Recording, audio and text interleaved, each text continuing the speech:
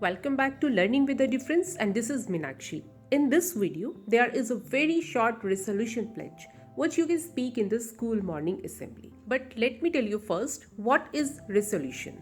New Year's resolution is the pledge or promise we make to ourselves. As we all know that 2022 is the time for a fresh beginning with a New Year's resolution.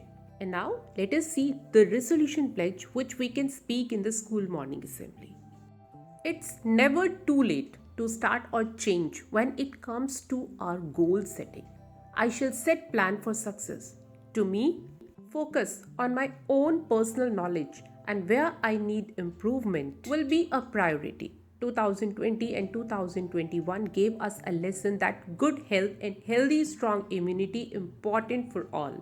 I shall inculcate a good habit in my daily routine and make a difference.